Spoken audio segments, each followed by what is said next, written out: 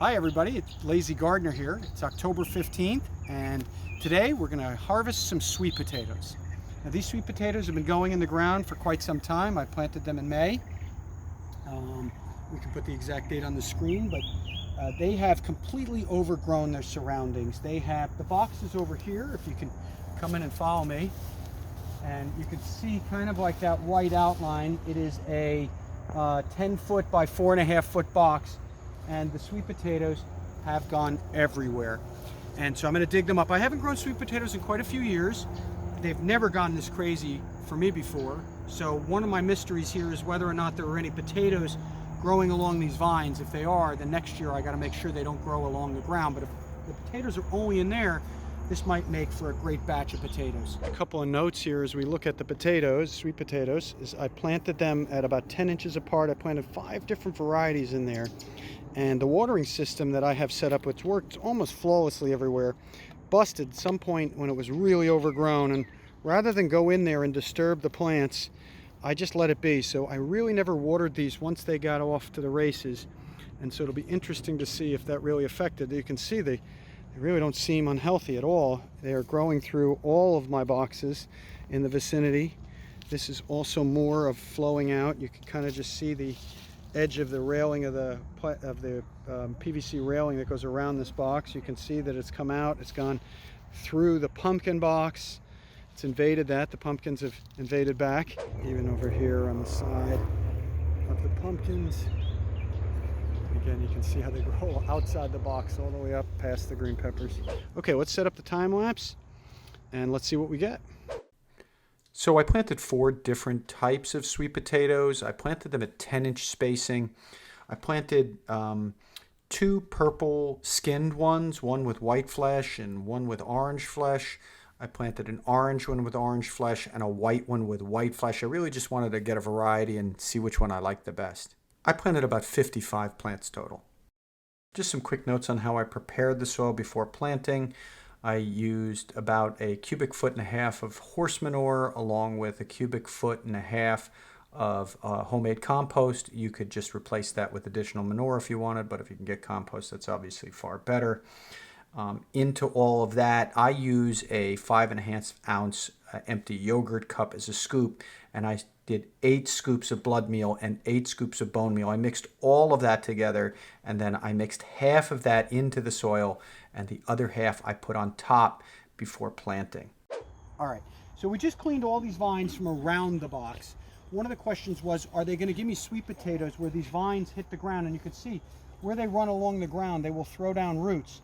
And it does look like, left long enough, they would form sweet potatoes outside the box and around. Now these have been growing for quite some time, and the largest one I found, in fact the only one I found of any size, was this outside the box. So hopefully all the sweet potatoes are in there.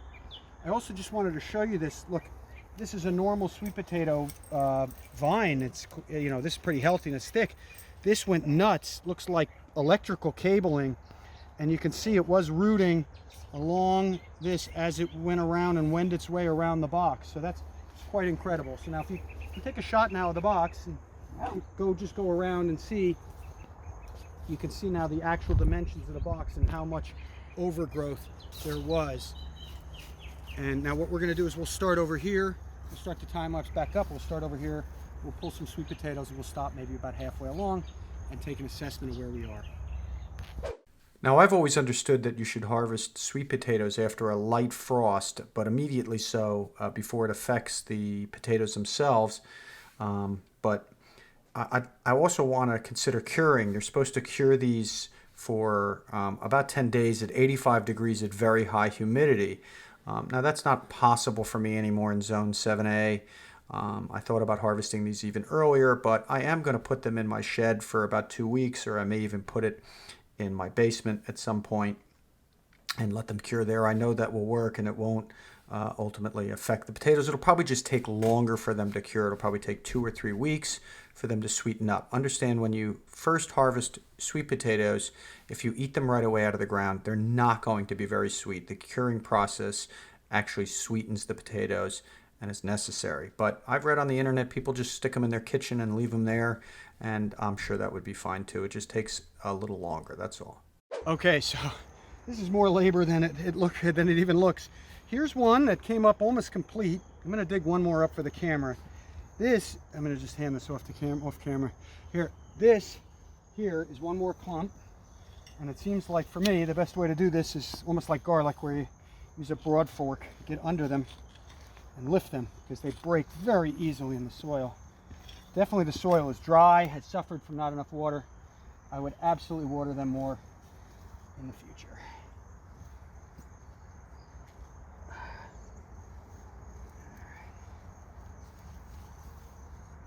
Come on, babies, there's more in here.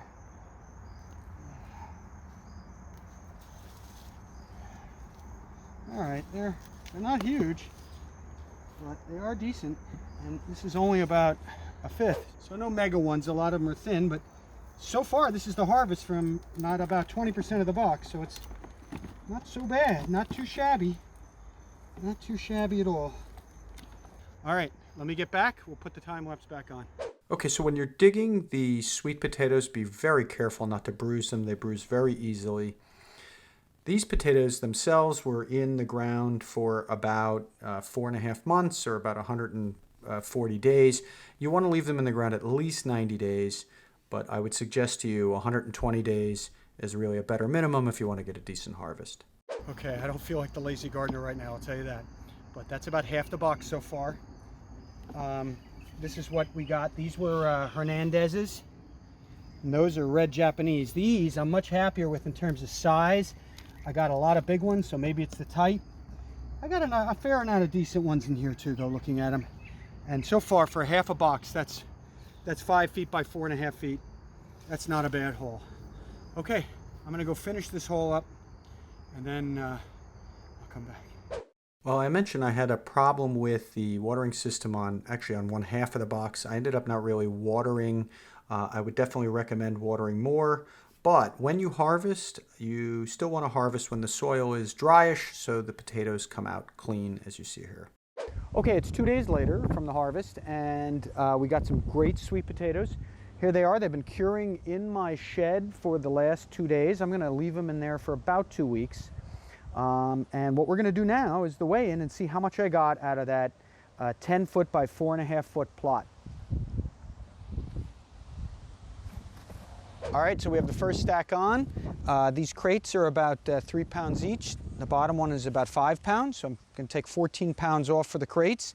That's 64 pounds minus the 14 for the crates. That's 50 pounds so far. I still have these. Okay, so let's weigh up the last batch. All right, so we got another 20 pounds on the scale, so that's 17 pounds more sweet potatoes.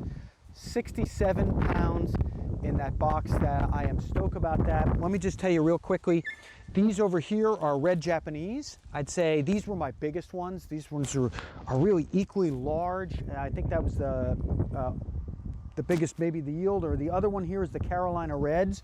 That's these two bins. That also was a really heavy yielder of large ones. Then I have Hernandez over here.